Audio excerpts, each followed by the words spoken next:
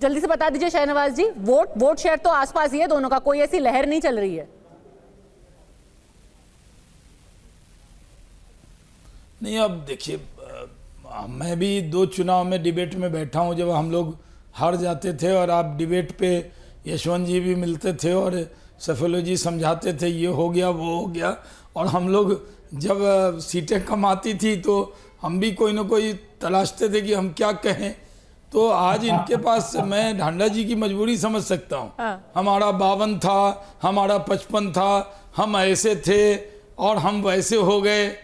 अरे क्या से क्या हो गए आप, क्या थे वो तो आपके लिए आत्मचिंतन है ना, हमारे से क्यों तुलना कर रहे हैं।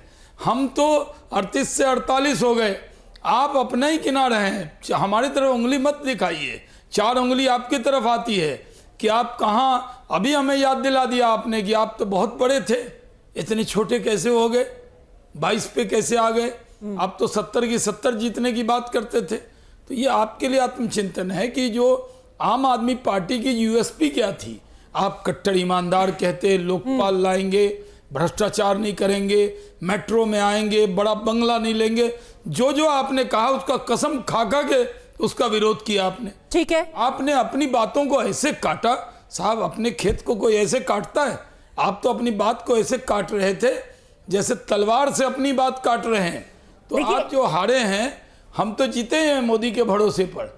एक चीज जो निकल करके बहुत साफ आ रही है, कथनी से आ रहे हैं, वो ये है कि कथनी और करनी में अंतर दिखा, इसलिए जनता ने आपको रिजेक्ट कर दिया। और दिल्ली के हर इलाका है जिसमें बीजेपी को बढ़त मिली है पिछली बार के मुकाबले। अब देखिए, अगर 62 सीटें अरविंद केजरीवाल और आम आदमी पार्टी को पिछली बार मिली थी, तो ये जाहिर सी बात है कि कई ऐसी जगह थी जहां पे उनका क्लीन स्वीप था। चांदनी चौक में 10 से 10 सीटें उनके पास थी।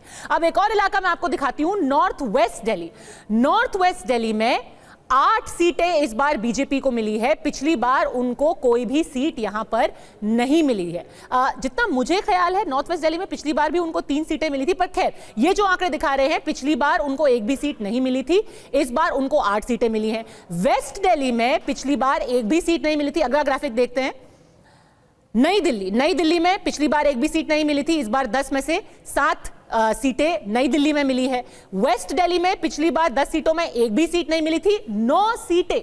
इसको आप कैसे देखते हैं? ये इलाका यशवंत जी, जहां पर सिख समुदाय रहता है, ट्रेडर्स रहते हैं, बनिया समुदाय रहता है, आपके यहां पर पंजाबी पॉपुलेशन बहुत ज्यादा है, और यहां पर 10 में से 9 सीटें भारतीय जनता पार्टी का जीत दीजिए।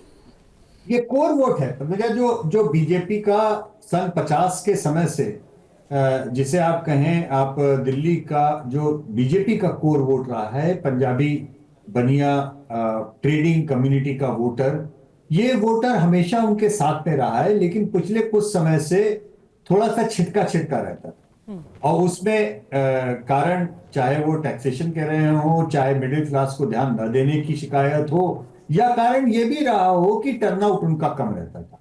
इस बार जो मैं बार बार कह रहा हूं कि निर्मला सीतारमण जी ने जो काम किया है, वो ये नहीं कि ये वोट बीजेपी की ओर स्विंग हो गया। बीजेपी का ये वोटर जब मुंह फुलाता है ना, तो ये घर बैठता है, ये सामने वाले की ओर स्विंग नहीं होता।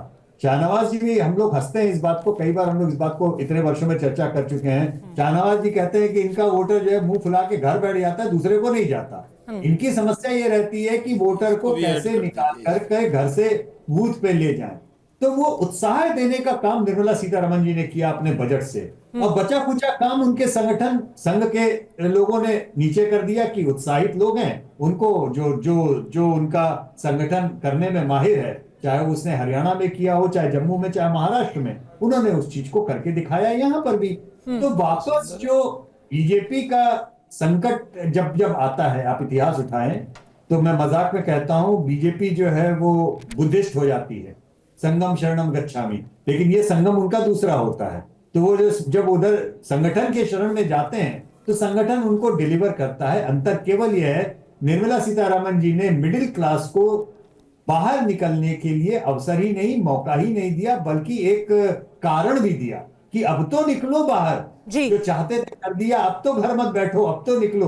तो वो जो अब तो निकलो वाली उनकी चीज थी, उससे लाभ मिला है। मुझे लगता है कि वो पर्दे के पीछे से रह करके पर्सन ऑफ द मैच जो होता है वो निर्मला सीतारमण को मिलना चाहिए।